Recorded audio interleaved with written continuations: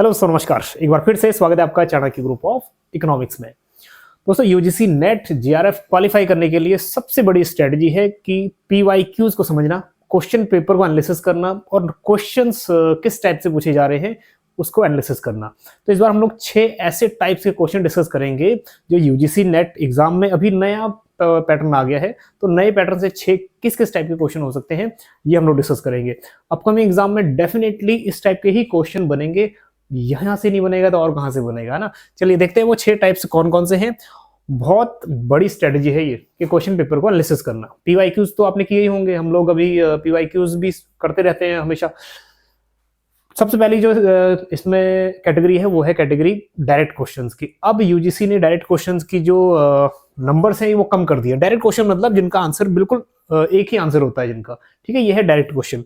अब यूजीसी ने क्या कर दिया, इसको बहुत कम कर दिया है और ये हो सकता है कि पूरे 100 क्वेश्चन में से 5 से 10 क्वेश्चन ये रहे डायरेक्ट क्वेश्चन, है ना। इसका वेटेज कम कर दिया है। नेक्स्ट, इस टाइप से डायरेक्ट क्वेश्चंस, इनके आंसर्स भी डायरेक्ट होते हैं। पीजीटी लेवल पे इस टाइप के क्वेश्चन ज्यादा आते हैं और यूजीसी इस टाइप के क्वेश्चन अब कम कर दिया है यूजीसी ने, ठीक। अब देखो कि सेकंड टाइप क्या है जो मैक्सिमम वेटेज कवर करेगा अपकमिंग एग्जाम में। ये अभी जो रिसेंट एग्जाम हुआ है, कुछ क्वेश्चन वहां से भी हैं, कुछ पुराने क्वेश्चंस भी हैं। देखो, मल्टी ऑप्शंस टाइप क्वेश्चंस, इस टाइप के क्वेश्चन आपको जबरदस्त मिलेंगे जिसमें options A B C D होता है, A B C D E option होते हैं, फिर उसके सब ऑप्शंस भी होते हैं नीचे नीचे मल्टी ऑप्शंस, ठीक है। इस टाइप से क्वेश्चंस आपको बनेंगे ही बनेंगे।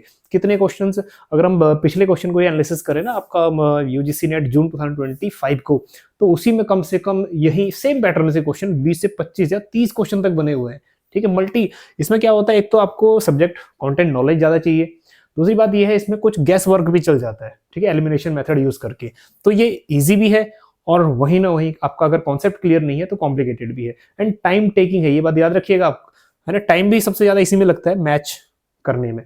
तो ये वाला जो है मल्टी ऑप्शंस वाले, ये हमेशा वेटेज ज्यादा रहता है। यूजीसी ने अब क्या कर दिया, इनको ज्यादा कर दिया। तो तैयार रहिएगा, जो भी क्वेश्चन पढ़िएगा उसको इस पर्पज से पढ़िएगा कि मुझे मल्टी ऑप्शन वाले एमसीक्यूज फेस करने हैं। डायरेक्ट ऑप्शन, अब वो जमाना गया कि हम डायरेक्ट ऑप्शंस थे और डायरेक्ट आंसर से निकल आया।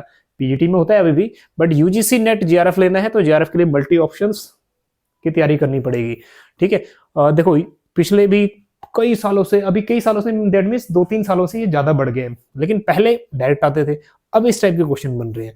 सबसे ज्यादा वेटेज यहीं से है, ठीक है। आपको ये क्वेश्चन रिसेंट वाले दिख भी रहे हैं। फिर वेटेज देखो किसका है, फिर है मैच 1, मैच 2। ये क्वेश्चंस इजी रहते हैं आपका जीआरएफ क्वालिफाई करने के लिए। जो अब फ्रैक्शन रहता है ना आपका कि आधे % से रह गया, 1% से रह गया, ये वाले क्वेश्चन में मेन भूमिका रहती है उनमें। देखो, मैच द फॉलोइंग ये सबसे इजी कैटेगरी है क्योंकि इसमें अगर आपको 1 या 2 भी आ जाता है तो आपका मैच बन जाता है, ठीक है। वही एलिमिनेशन मेथड यूज करना है। क्वेश्चंस इस टाइप के भी आएंगे, कम से कम 8 से 10 क्वेश्चन लास्ट एग्जाम में ही इस टाइप के बने हुए थे। देखो, options match the pair 1 with pair 2 या लिस्ट 1 विद लिस्ट 2, इस टाइप के क्वेश्चंस। ये मान के चलो आपको अगर 50% भी नॉलेज है तब भी आप गैस वर्क इसमें काम कर जाता है, ठीक है। चलिए, मतलब प्रोबेबिलिटी इसमें ज्यादा है आपके क्वेश्चन सही होने की। तो ये वाला हो गया। चौथी जो श्रेणी है, चौथी कैटेगरी है स्टेटमेंट 1 विद स्टेटमेंट 2। जो एनालिसिस होता है ना, स्टेटमेंट 1 है, 2 स्टेटमेंट 1 सही है, स्टेटमेंट 2 सही है। इस टाइप के क्वेश्चन में भी नॉलेज तो चाहिए, लेकिन एलिमिनेशन मेथड यूज कर सकते हो। जैसे स्टेटमेंट 1 अगर आपको लगता है गलत है, ठीक, तो 2 स्टेटमेंट आपके सही रहेंगे, 2 गलत हो जाएंगे, 50% प्रोबेबिलिटी हो जाएगी। तो इस टाइप के क्वेश्चन भी आप अपनी थोड़ा सा नॉलेज को यूज करके और थोड़ा गैस वर्क करके कर सकते हो, ठीक है। ये कैटेगरी होगी। 5th कैटेगरी जो सबसे टिपिकल मानी जाती है, असर्शन रीजनिंग, है ना। अब कई बार इसमें देखो रीजन सही है या रीजन गलत है, बस वहां पेचा फंसता है। बाकी तो इसमें आंसर्स सही होने के चांसेस ज्यादा हैं, बट हाँ, असर्शन सही होगा, रीजन सही होगा या नहीं होगा, इसमें कई बार हम गड़बड़ कराते हैं। चलिए, नेक्स्ट असर्शन रीजनिंग हो गया, ये भी आपको तैयारी करनी है। छठा जो टाइप है, ये बोनस पॉइंट है आपके लिए। देखो, बोनस पॉइंट इसलिए है क्योंकि 10 क्वेश्चंस आपके हो गए, ठीक है, 10 क्वेश्चंस प्लस 5 क्वेश्चंस। पेपर 2 का 10 क्वेश्चंस और 5 क्वेश्चंस हो गए पेपर 1 में, तो टोटल 15 क्वेश्चंस क्या आएंगे, रीडिंग कॉम्प्रिहेंशन। तो बेटर है कि आपको क्या सीबीक्यू है, दैट इज आपका कंप्यूटर बेस्ड है, ठीक है। तो सीबीटी है, कंप्यूटर बेस्ड टेस्ट है, तो जाहिर सी बात है आपको प्रैक्टिस कहाँ करनी है, प्रैक्टिस आपको करनी है अपने स्क्रीन पे ही, ठीक है। मोबाइल से भी नहीं, आप कोशिश करिए कि लैपटॉप या फिर पीसी में आप अटेम्प्ट करो, जितने ज़्यादा हो सके उतने डिफरेंट टाइप्स ऑफ, ठीक है, different types of reading comprehension.